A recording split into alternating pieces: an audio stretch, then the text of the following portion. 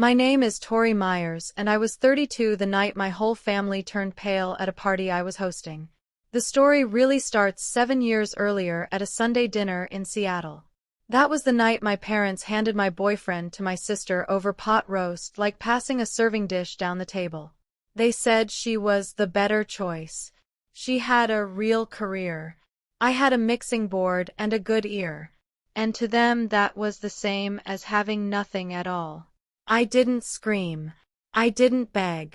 I just started packing. None of them knew who I'd walk in beside 5 years later in front of everyone who mattered, or what one taped-up song would do to a room they could never afford to walk into late again. Welcome back to Calm Drama Stories, where ordinary people meet the moment everything finally turns. If you've ever been measured by your paycheck and found wanting, you're in the right place. Drop a comment and be sure to subscribe. Back then, I was 25 and working the late shift at a small recording studio off Aurora Avenue. I ran the board for podcasters, voiceover actors, and the occasional band that could scrape together $200 a night. I was good at it.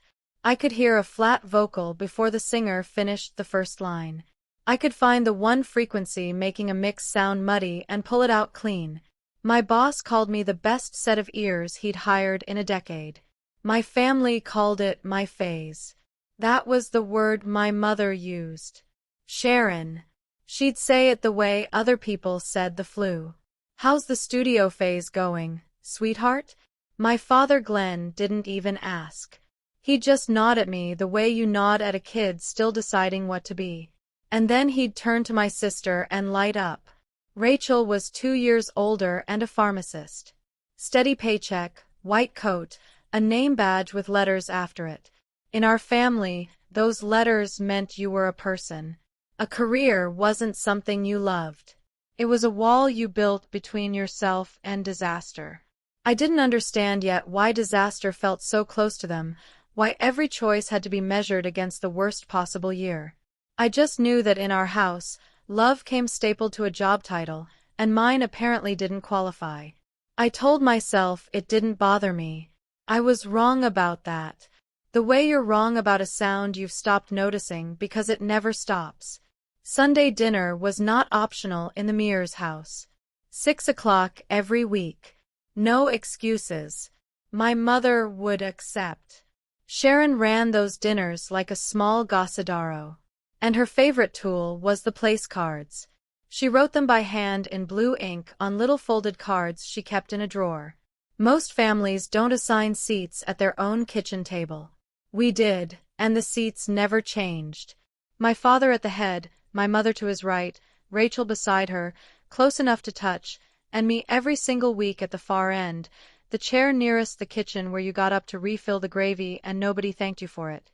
I was a grown woman with a job and a lease, and I still got the kid seat. I noticed it once out loud around 23. Why am I always down here by the stove? I asked. My mother didn't even look up.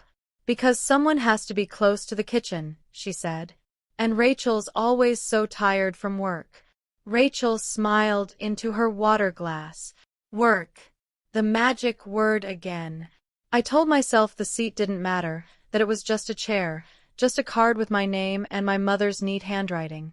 It always mattered. A table tells you everything about where you stand in a family long before anyone says it. I just hadn't learned yet to read mine. I would. And years later in a different city, I'd be the one holding the pen that decided who sat where. I'd been with Brandon for 3 years by then. He was easy to love and easy to worry about. He sold insurance badly and changed jobs the way other people changed playlists. His paychecks came in waves, and so did his confidence. But he was warm, and he laughed at my jokes. And on good nights, he'd lie on the studio floor while I mixed and tell me my work sounded like rain. I thought we were building something.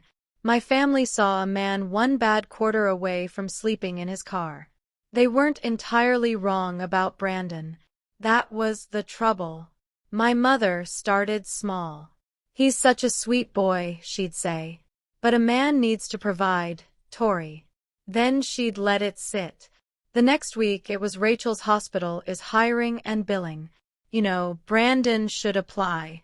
Brandon, who hated being managed, started staying for 2 helpings of Sunday dinner. Started agreeing with my father about the housing market. Started looking at my sister, who never worried about rent. The way a cold man looks at a fireplace. I saw it happening.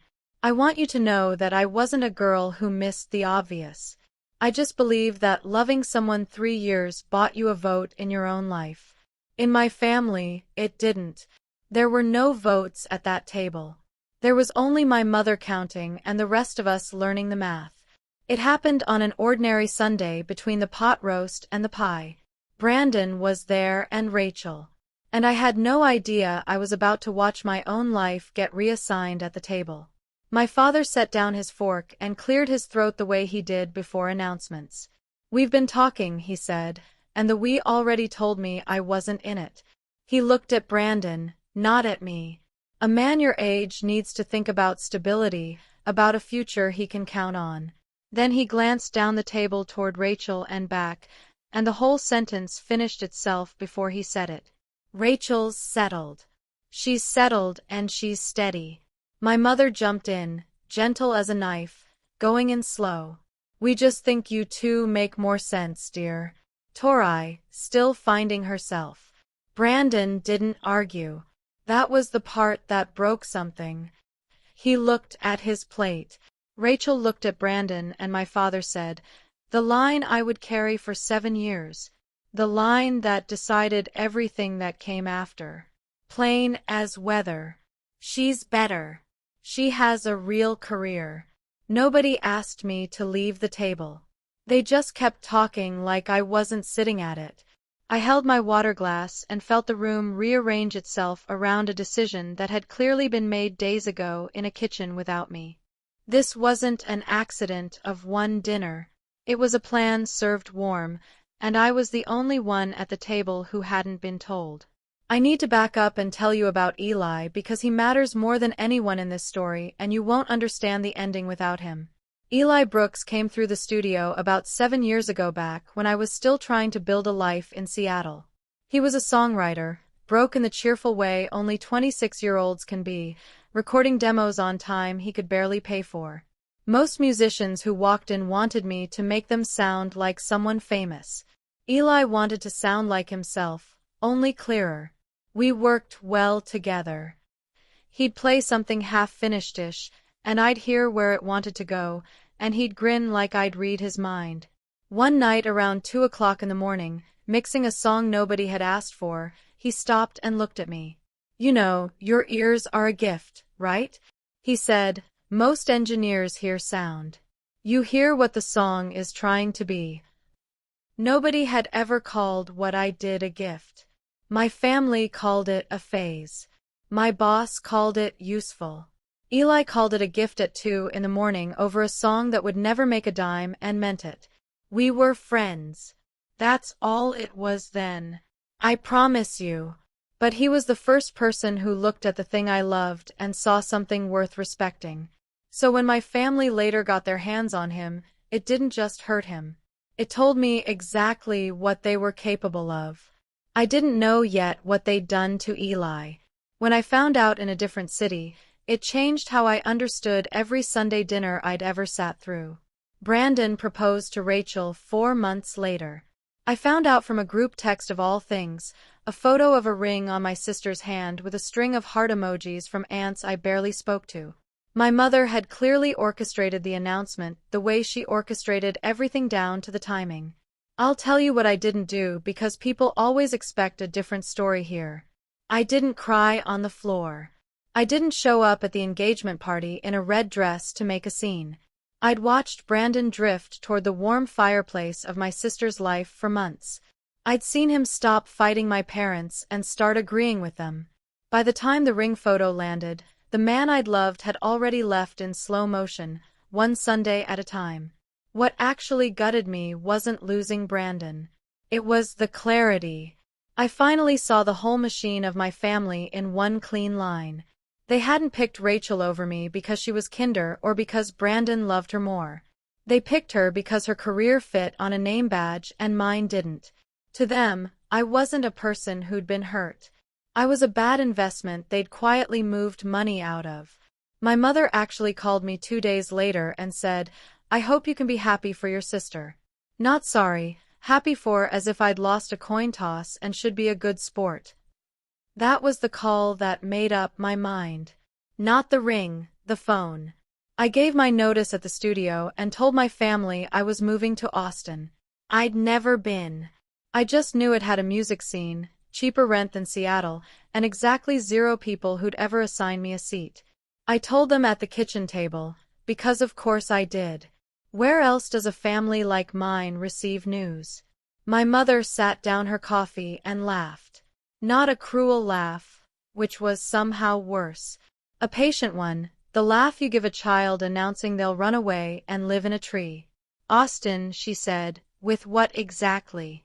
"Your gift." The word came out with little quotation marks around it. Then she said the thing I'd hear in my head for the next 5 years, calm as a weather report. "You'll be back. People like you always come back." I asked her what she meant by people like you. She told me people who chase feelings instead of facts.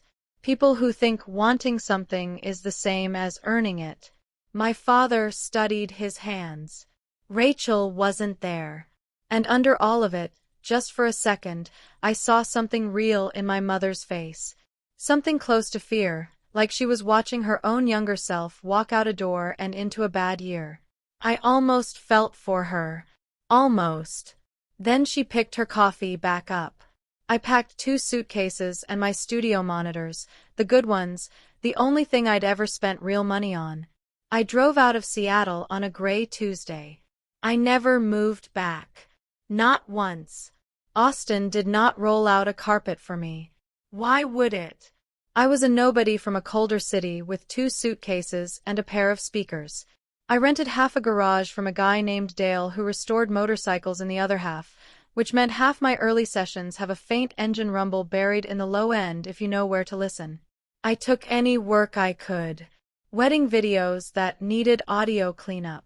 A true crime podcaster who paid in installments. A church choir that paid in casseroles. I slept maybe 5 hours a night for the better part of a year. I learned to fix a vocal recorded on a phone in a bathroom. I learned the business side.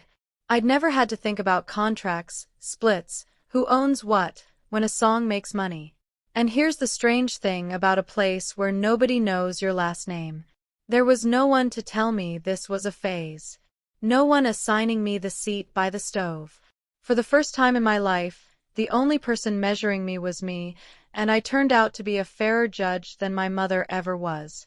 It was the hardest, freest year I'd ever lived. I didn't know it yet, but I was building the exact thing that would one day make 4 people go silent in a room full of strangers. I was just too tired and too broke at the time to imagine it. Mostly, I was learning that you can survive losing the people who never saw you. You can do better than survive. I have to tell you what my family did to Eli because I didn't fully know it myself until later, and it's the hinge the whole story turns on. That same year, while things were already going quietly wrong with Brandon, I brought Eli to a Sunday dinner, just as a friend, a talented friend I was proud of. My mother sat him at the far end of the table next to me, in the stove seats, of course. She was polite through the salad.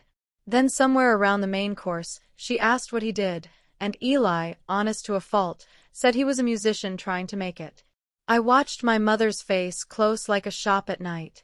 By dessert, she decided. She stood up to clear plates, and as she reached past him for the dish, she said it lightly, almost kindly, which made it land harder. "People like you don't sit at this table."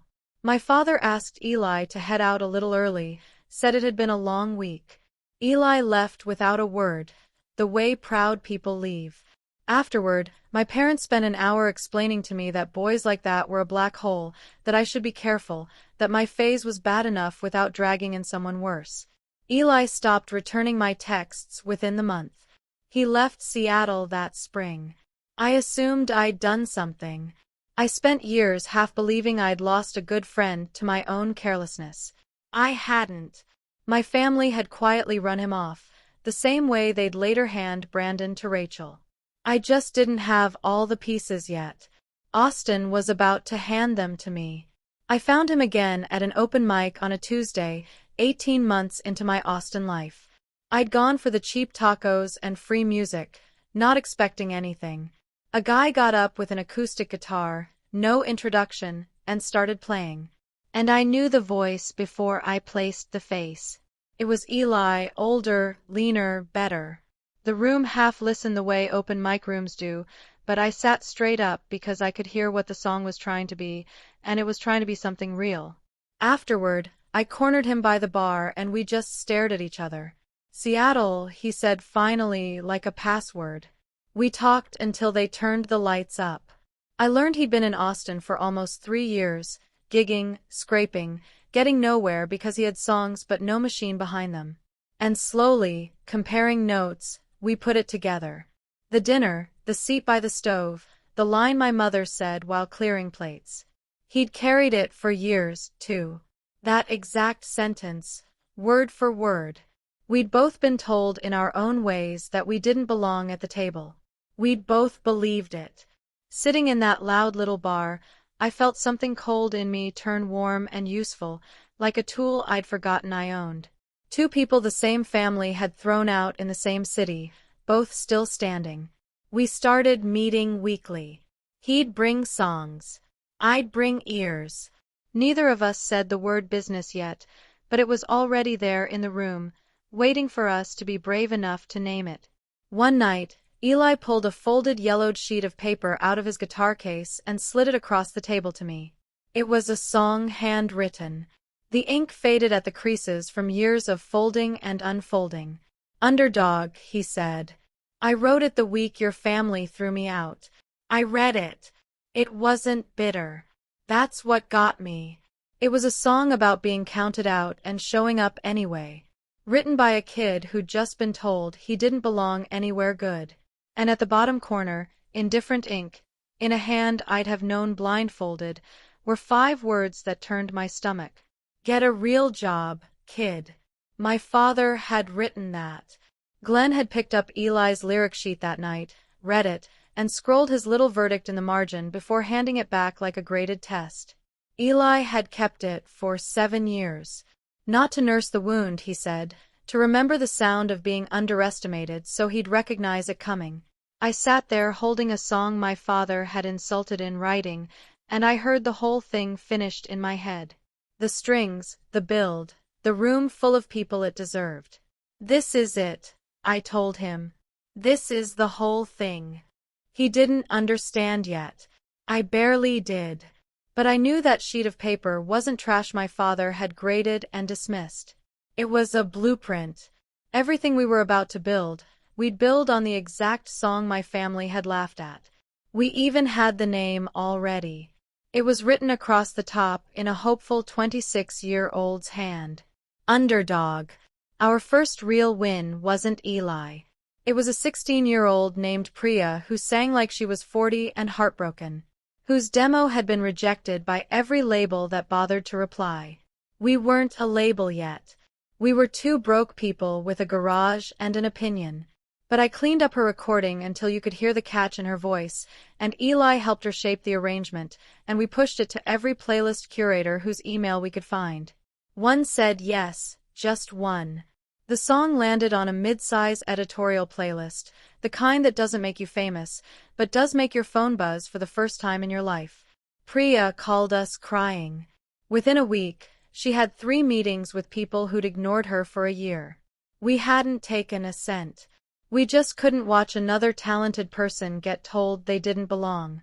If I can stop here for 1 second, I know what it's like to have the work you love called a phase, to be measured by a paycheck and found wanting. If that's ever been you, if someone in your life got your worth wrong, stay with me. The part where they find out, where the whole room finds out, is coming. Hit subscribe so it doesn't slip past you. Because watching Priya's name climb that chart, I understood what Eli and I were actually for. Not revenge. Not yet, anyway. Something better. We were going to be the table the throwaways got to sit at, and we were going to build it ourselves, board by board, so no one could ever assign us the seat by the stove again. We made it official on a Thursday in a strip mall lawyer's office that smelled like burnt coffee. Underdog Music LLC, 2 members, 50-50, no asterisks, no silent partner, no family money because we had none.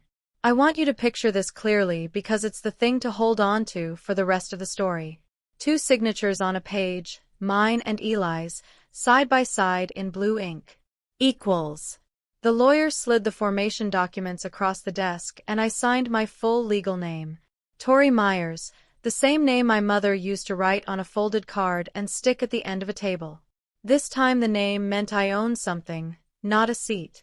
Someone gave me a company. We drove the papers back to the garage and Eli did something I'll never forget. He pulled out the old Underdog lyric sheet, the one with my father's 5-word verdict in the corner, and he taped it to the wall above the mixing board, right at eye level.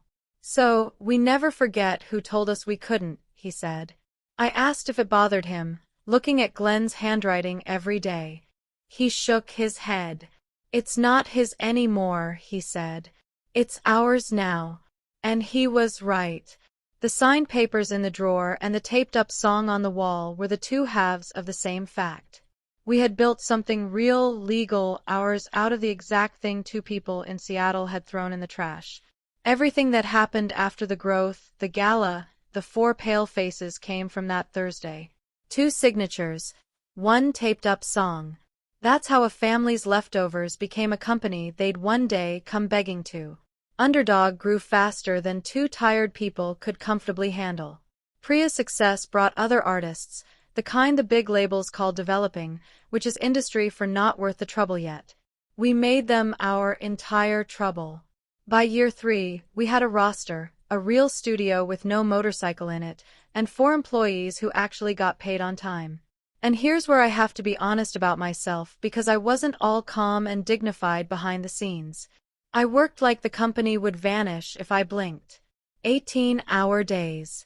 I answered emails at 3 o'clock in the morning. I made myself the person every problem ran through. Because if I was indispensable, no one could ever decide I didn't belong. That's the thing my family left in me. Not sadness. A motor that wouldn't shut off. Eli noticed before I did. "You don't have to earn the right to exist here, Tori," he told me once after I'd skipped sleep for the 3rd night running.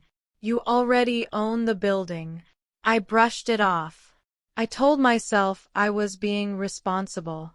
The truth was I'd turned the wound into a work ethic and called it virtue. I didn't return a single call from Seattle in those years. My mother left 2 voicemails. I deleted them without listening. Not out of strength, if I'm honest, out of self-protection. I built walls out of work and told myself they were doors. I'd find out at the worst possible time that a door left even slightly open is still a door. And my family was very, very good at finding the smallest opening in anyone's defenses. The news from Seattle came in pieces, the way it does when you've cut the cord but not quite burned it. A cousin who still followed me online, an old studio coworker who texted out of nowhere. Slowly, a picture formed, and it was not the picture my parents had paid for. Rachel and Brandon's marriage was struggling. 5 years in, no scandal, just the slow grind of 2 people who'd been arranged rather than chosen. And Brandon, the safe bet, the man with a future you could count on, had done the one thing my parents swore he never would. He'd quit. He left the steady job, decided in his late 30s that he wanted to work in music after all, and started a little artist management company. He was, by every account I got, struggling, chasing the exact dream my family had punished me for chasing, only 10 years late and without the ears for it. I thought about my father's line, the one that sent me out of Seattle. "She's better. She has a real career." I rolled it around in my head. Rachel still had her white coat and her name badge, sure, but the marriage they'd built her on was hollow, and the safe man they'd handed her had jumped ship for the unstable life they'd called beneath them. The words that had once felt like a verdict now just sounded like a guess that didn't age well. I didn't gloat. I want you to believe that I was too busy. But I did feel the ground shift, the quiet sense that the people who'd graded my whole life had been working from the wrong rubric the entire time. By the 5th year, people in the industry knew Underdog, not as the biggest name, but as the one with a reputation that mattered more to me than size. We were known as the label that didn't strip its artists for parts. Fair splits. Real development. Musicians who'd been chewed up elsewhere came to us specifically because we treated them like people, not inventory. A trade magazine ran a piece calling us the most artist-first shop in Texas. And I taped that to the wall, too, right next to my father's 5 words because the contrast made me laugh. We decided to throw a gala for the 5-year anniversary. Not a vanity party, a real one, a showcase with our whole roster performing, press in the room, industry people we wanted to do business with the works. We rented a beautiful old theater downtown. Eli would close the night with a full band version of Underdog. The first time we'd ever performed it live, the song that started everything, finally getting the room it deserved. I threw myself into planning it the way I threw myself into everything. Guest list, sponsors, soundcheck, every detail. I was building the single biggest night of my professional life. And I had no idea that an invitation list I barely glanced at was about to put 4 people from Seattle in the same room as everything I'd become if I'd known. Would I have done anything differently? Honestly, no. By then, I'd stopped arranging my life around their reactions, which is exactly why what happened next hit them so much harder than it hit me. About 6 weeks before the gala, a partnership pitch came in through our general inbox. It was from a management outfit called Cole Artist Group, a small shop I'd never heard of, proposing that Underdog co-sign and fund a slate of their artists. My operations lead, Mara, flagged it as worth a look since we got a dozen of these a month, and most went nowhere. I read the cover letter. It was polished, a little desperate, the kind of pitch a company writes when it needs a bigger partner to survive. The cover letter listed a managing partner I'd never heard of. The founder's own bio was a separate attachment I never opened. That's not carelessness. It's how I work. On a cold pitch, I read exactly one thing first. The artist contracts. Because a company's paperwork tells you the truth, its cover letter is busy hiding. Who ran the place could wait for a meeting. And Cole, sitting alone on a company name with no first name in front of it, didn't go anywhere because I'd built an entire life on not thinking about Seattle, and a common surname on its own has nowhere to land. So, I treated it like any other pitch. I asked Mara to pull their existing artist contract so we could see how they actually treated the people they managed. That's our process. We don't judge a company by its cover letter. We judge it by its paperwork, by what happens to the artist when no one's looking. The contracts came back 2 days later, and the moment I started reading them, the pitch stopped being about a stranger named Cole and became about everything Underdog existed to fight. I still didn't know who he was. I knew what he was doing, and it was the one thing I would never under any circumstances put my company's name behind. The Cole Artist Group contracts were ugly in the specific way that fools nobody who reads them carefully. On the surface, friendly underneath a trap, the management commission was double the standard. The company took a piece of the artist's publishing which a manager has no business touching. There was a clause that let them recoup vague development costs out of an artist's first earnings, costs the artist never got to see itemized. One young singer on their roster had earned real money on a placement and after the math walked away with almost nothing. I'd seen contracts like these before. I'd been protecting artists from them for 5 years. They were the paper version of the thing my family did to people. A friendly hand on the shoulder while the other hand goes through your pockets. A way of telling someone they don't really deserve what they earned. Dressed up as opportunity. Mara watched my face while I read. "We're passing, right?" she said. We were passing. Not because the founder had insulted us. We'd never met. Not out of spite. We were passing because Underdog does not put its name and money behind a deal that treats artists like a resource to be drained. That's not a mood. That's the entire reason the company exists. Taped to the wall above my board in 2 different inks. I told Mara to set a meeting anyway in person at the gala. Industry courtesy. And frankly, I wanted to look the founder in the eye and tell him exactly why the answer was no. I had no idea I was scheduling a meeting with my sister's husband. I want to be clear about something because I've watched these stories before and the heroine always seems to walk into the trap with her eyes closed. I didn't. By the time I agreed to that meeting, I'd already decided to decline. I'd had our attorney write up a clean, kind, ironclad pass. I'd asked Mara to do a deeper background check on Cole Artist Group, standard practice for anyone who wants our name on a deal. Mara ran it and gave it to me the way she always did in one line by the only metric I care about. Small shop, predatory terms, hard pass, she said. I agreed and I never opened the file myself. If I had, I'd have seen the founders' full name spelled out, the years in insurance, the Seattle address. I didn't. For 5 years, I trained myself to judge a company by how it treats its artists and stopped there. And that discipline, the very thing that made me good at this, was exactly what left me blind to who was standing behind the letterhead. So no, I wasn't fooled by the pitch. I wasn't going to fund a single page of it. The only thing I didn't see coming was the human being attached to the letterhead, the name I'd handed to Mara to vet and never read for myself. You can do everything right. Read the contracts, run the check, prepare the no, and still get blindsided by who walked through the door because the trap wasn't in the paperwork. The paperwork I'd already beaten. The ambush was in the room itself, and in the 4 faces that would arrive, expecting to court a faceless company and find me holding the pen instead. I was ready for a bad deal.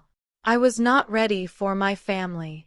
3 days before the gala, I sat at my desk with the final seating chart for the theater's reception, and I had to laugh at myself because of all the things to give me a feeling. It was that, a seating chart.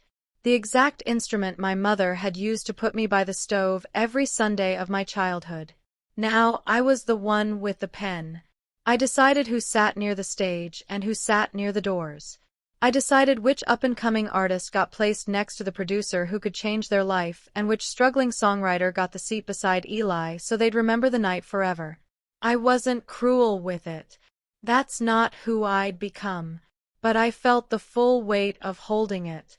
The woman who'd been told someone has to be close to the kitchen was now drawing the map of an entire room and she was using it to lift people up instead of put them in their place. The Cole Artist Group meeting got a small table off to the side. After the showcase, low priority, a polite slot for a deal I was going to decline. Eli's name went at the head table, of course, beside mine, where it belonged. Co-founders equals. I looked at the chart for a long moment before I sent it to the printer. For the first time in my life, I got to decide who sat where, and I understood finally that the power had never been in the chart. It was in who got to hold the pen and why. My mother held it to make people small. I held it to make a room. 2 days out, Mara forwarded me a request from Cole Artist Group. They'd asked to bring 3 additional guests to the gala listed as family and strategic partners. It's a normal ask. People bring their spouses, their investors, their moral support. I approved it without a second thought and went back to worrying about the sound check. I didn't see the names. They came through Mara's system as +1s on the Cole account, not as individuals I'd recognize. So somewhere in Seattle, 3 people were getting dressed for a party in Austin, believing they were doing a generous, supportive thing, accompanying their son-in-law as he courted some U-panned coming label that might finally make his failing company work. My mother, I'd later learn, told relatives she was helping Brandon with his music business. My father packed his good suit. Rachel came because Brandon asked her to, and because I think some part of her was curious about an industry she'd been told her whole life was beneath the family. None of them knew the label was mine. None of them knew the man closing the show was the boy my mother had told to leave the table. They RSVP'd to my party. They thought their attendance was a favor to a struggling relative. They were walking into the single biggest night of the daughter they'd written off, dressed like guests at a stranger's wedding, about to find out whose house they were actually standing in. I sometimes wonder what that drive to the airport felt like for them. Hopeful, probably generous, even. The cruelest thing about what happened next is that they had no idea it was coming. Neither did I, exactly. But I was the only one in any condition to handle it. The night of the gala, the old theater looked like something out of a better life than the one I'd packed 2 suitcases to escape.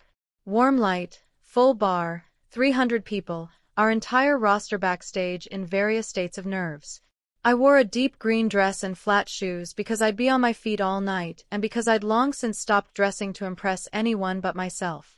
At 8 o'clock, I walked out to the microphone to open the evening, and the room turned toward me, and the host announced me the way I'd written it in the program. Please welcome the founder of Underdog Music, Tori Myers. Founder. The words still landed in my chest every time. I gave a short, dry welcome, thanked the artists, told one joke about the motorcycle in the original garage that got a Rayal laugh, and stepped back so the music could start. I felt good, calm, in command in the quiet way you can only feel in a room you built yourself. And 4 people from Seattle weren't in their seats yet. Their flight had landed late, and they slipped in somewhere during the first set. When the house lights were down, and a 19-year-old with a guitar owned the stage, they'd come to watch Brandon Court of Faceless Company. In the dark, with the music up, they had no idea whose room they'd just walked into. They never heard the host say my name. They never saw me take the stage. From the side of the room in that warm light, I didn't see them yet either. The recognition was still coming. And it wasn't going to happen at a distance under a spotlight. It would happen up close at a small table when a business handshake turned into the longest silence of their lives. I found out they were there during the first break when Mara guided me over toward the Cole Artist Group table for the courtesy meeting I'd been dreading and planning to end in 3 minutes. I was halfway across the floor rehearsing my polite no when I saw them. My father in his good suit, the one he wore to funerals, my mother in pearls scanning the room with a proprietary look she gave any space she entered. Rachel, older, tired around the eyes, and Brandon, standing as I approached, hand half extended for a business handshake, his founder's smile already in place. Then his eyes met mine, and the smile died in stages. I watched it happen. I watched 4 people perform the same calculation at the same time and arrive at the same impossible answer. The founder of Underdog Music, Tori Myers. There Tori, the one who'd been told she'd be back. My mother's face went the specific shade of pale that has nothing to do with light. Her hand drifted up to her pearls. My father sat down slowly, as if his knees had quietly resigned. Rachel made a small sound and Brandon, poor calculating Brandon, looked like a man who just realized he'd flown across the country to ask his ex-girlfriend, the one he'd abandoned over a job title, to please save his failing company. Nobody said the line out loud. They didn't have to. It was already in the air. My mother's prophecy from 7 years back turned completely inside out. You'll be back. People like you always come back. They'd come back to me to a room with my name on the program and my pen behind the seating chart.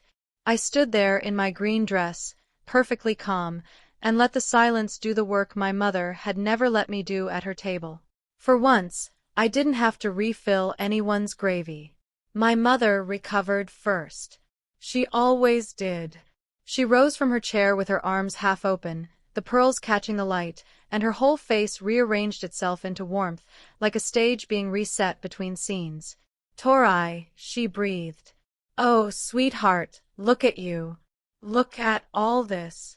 She reached for me. I didn't step back, but I didn't step in either. And she had to fold her arms back down into a gesture that pretended it had never been a hug. We had no idea, she went on. We're so proud. We always believed in you. You know we did. 7 years dissolved in her version of events. Just like that. The seat by the stove, the laugh in the kitchen, the line about people like me, gone, edited out, replaced by a mother who'd always believed.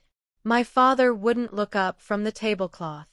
Rachel was staring at me like I was a stranger wearing her sister's face. And Brandon kept glancing at the stage, at the lights, doing math on whether the deal could still happen. Now I let my mother finish. Then I said evenly, the calmest I'd been all night. It's good to see you. You're a guest here, Mom. That's all tonight is. Not cruel, just true and final. The way a closed door is final. Her smile flickered. She wasn't used to a sentence she couldn't talk around. We came to support Brandon's business, she tried. We thought, I know what you thought, I said. And I left it there because I had a company to run and a show to finish. And because the most powerful thing I'd learned in 5 years was that you don't have to raise your voice to end a conversation. You just have to mean it. Brandon, to his credit or his desperation, still tried. He found me 10 minutes later near the side of the stage, away from the family table. His voice low and fast. Tori, I didn't know it was your company. I swear. But this is good, right? This is fate. You and me, we always understood each other. Underdog and Cole. Think about it. He talked the way drowning men talk. All momentum, no air. I let him finish. Then I gave him the same answer I'd have given any stranger with those contracts. Because that's the point. That's the whole point. Brandon, I read your artist agreements, I said. The doubled commission, the publishing grab, the development costs nobody gets to see. His face changed. We're passing. Underdog doesn't sign deals that treat artists the way I was treated. I watched that last part land and I let it because it was the truest thing I'd say all night and I wanted him to carry it home. Nothing personal, I added. And I meant that, too. It wasn't personal. That was what undid him. He'd flown across the country expecting a reckoning, an ex with an axe to grind, someone he could maybe charm or guilt. Instead, he got a professional reading him his own paperwork and declining on the merits, the way I decline anyone who tried to wring their artists dry. There was no revenge in it for me to enjoy. And somehow that was the most complete victory I could have asked for. I didn't beat Brandon.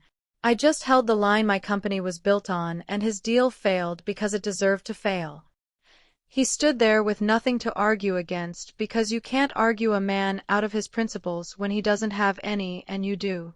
Then the lights dimmed for the closing set, and I turned toward the stage, and the real reveal of the night began. The host stepped to the microphone for the final introduction of the night, and I moved to the edge of the stage where I could see both the spotlight and the Seattle table at once. I wanted to watch their faces. I'm not proud of that, but I'm not sorry either. To close our 5th anniversary, the host said, please welcome the co-founder of Underdog Music, the man behind the song that started it all, Eli Brooks. The band came up and Eli walked out into the light, guitar over his shoulder, and the room rose to its feet before he'd played a note. Because by now, everyone in our world knew exactly who he was. Everyone except 4 people who knew him only as someone else entirely. I watched my mother's hand find her pearls again. I watched the recognition crawl across her face in real time, the way it had crawled across mine the night I learned what she'd done to him. The musician, the boy from the dinner, the one she'd stood up and dismissed while clearing the plates. He was here. He was the co-founder. And in a moment, the host would add the detail that turned the whole night to ash for them. Eli, the host said warmly, also happens to be married to our founder. Married to me. My father's mouth opened and closed. Rachel put her hand over hers. And Eli, who'd kept that lyric sheet for 7 years to remember the sound of being underestimated, looked out over a packed theater on its feet at the head of the very kind of table he'd once been ordered to leave. My mother had said it lightly, almost kindly, while reaching past him for a dish. People like you don't sit at this table. Well, he didn't just sit at the table now. He was at the head of it, and the table was a sold-out theater, and the people on their feet had paid to be in the same room as a man my family had shown the door. My mother found me again before the song started, and this time the warmth was gone. She'd burned through charm and landed on the thing underneath it, which was anger, because anger was always what Sharon reached for when the world refused to be managed. You did this on purpose, she hissed low so the nearby tables couldn't hear. You let us fly out here. You let us walk into. I didn't know you were coming, I said. You came to court a label you didn't know was mine. That's not a trap, Mom. That's just the truth catching up. Her eyes filled fast the way they did when tears were a tool and not a feeling. After everything we did for you, she said, we were trying to protect you. From what? I asked. And for once, she didn't have an answer ready because the honest one from people who chase feelings instead of facts had just walked into a spotlight and gotten a standing ovation. My father still wouldn't look up. He sat with his hands flat on the table, staring at them. An old man in a funeral suit at a celebration that had nothing to do with him. And Rachel, my sister, said the thing that told me she finally understood. I didn't know it would be like this, she said almost to herself. Mom said you'd never make it. She said it for years. There it was, the blueprint in my sister's own voice. My father's verdict from a Sunday table 7 years gone drifted back through my mind. Hollow now. A guess that hadn't survived contact with reality. She's better. She has a real career. Rachel had the career. I had the room. And the only one in our family who still believed the old math was my mother. Standing in her pearls at the edge of my triumph, furious that the daughter she discarded had refused to come back small. Then Eli played underdog, and I stopped watching my family and started listening because the song deserved that much from me. It opened quiet, just his voice and the guitar. The same melody he'd written at my parents' kitchen table the week they threw him out. Then the band came in and the strings I'd heard in my head years ago in a garage filled the whole theater. And 300 people who'd been counted out somewhere in their own lives stood and sang the chorus back at him like it was theirs. Because it was. It always had been. It was a song about showing up after you've been told you don't belong. And there is no audience on earth that doesn't have a piece of that in them. My father had scrolled 5 words on this song. Get a real job, kid. And here it was, the real job. Filling a room he'd flown across a country to sit in. I didn't need to say anything to my family. I didn't need a microphone or a speech or a single line of revenge. The song did all of it, and the standing crowd did the rest. And the truth I'd carried out of Seattle in 2 suitcases stood up and made noise on its own. I noticed somewhere in the second chorus that I wasn't angry. I'd expected to be on this night of all nights. But watching Eli at the head of that table, hearing a theater sing a song my family had laughed at, I just felt clean, finished, like a mix that had finally found its balance. I didn't want them ruined. I didn't push for it. I just stopped being the person who had to be small so they could feel large. The song ended. The room roared and I let it. They didn't stay for the reception. I didn't expect them to. My mother left first, fast, pearls and posture intact, already rehearsing the version of the night she'd tell the relatives. Rachel followed, but she paused near me at the door, and what she said surprised me. I'm sorry, Tori, for a lot of it. I told her I appreciated that. I didn't tell her it fixed anything because it didn't and we both knew it. My father was the last to go. Glenn lingered by the coat check while the room emptied and finally he came over and for the first time all night he looked at me directly. He looked old. It's a hell of a thing you built, he said quietly. I should have said something back then at the table. For 1 second I saw it. The real regret. The man under the cowardice and something in me almost softened. Almost. You still could have, I said.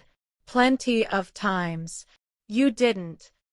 He nodded slow, taking the full weight of it, and that was the closest my father ever came to an apology, and it was nowhere near enough, and I made my peace with both of those things at once. He left. I watched the door close behind him and waited to feel the old ache. The little girl by the stove waiting to be chosen. It didn't come. There was just the warm, loud room behind me, full of people I'd chosen and who'd chosen me back and a song still ringing in the rafters. I turned around and walked back into my own party. Eli found me by the head table after the last guests trickled out, his collar loose, that grin from the 2 in the morning garage days back on his face. Well, he said, they came. They came. I agreed. On the table in front of me was my place card printed for the gala. My name in clean black type. Tori Myers, head of the table. I picked it up and turned it over in my fingers, thinking about a different card, folded blue ink, a chair by the stove, a mother who decided where everyone belonged. This card my company had printed. This seat I'd built. Nobody had assigned it to me. I'd drawn the map myself. And then I'd put my own name at the top, not to be above anyone, but because I'd finally stopped waiting to be invited to my own life. Eli put his hand over mine. You okay? He asked. I thought about it honestly, the way I'd learned to in a city where no one knew my last name. Yeah, I said. I really am. And I was, not because I'd beaten them, because I'd stopped needing to. The wound that had run my 18-hour days had quietly closed somewhere during a song, and what was left was just a Thursday's worth of signatures, a taped-up sheet of paper, a man who called my work a gift, and a table I'd built big enough for everyone the world had thrown out. We turned off the lights ourselves. We always did. My family taught me that worth was something you had to be granted, handed down the table by whoever held the pen. But it turns out you can just go build your own table, set it as wide as you want, and decide calmly who gets a seat. That's my story. A seat by the stove, a song they laughed at, and a room that finally got it right. If someone ever measured your worth by a paycheck and got it wrong, let tonight be your sign to stop waiting for permission and build your own table. If this moved you, share it with someone who needs it. Drop a comment, hit subscribe, and I'll see you in the next one.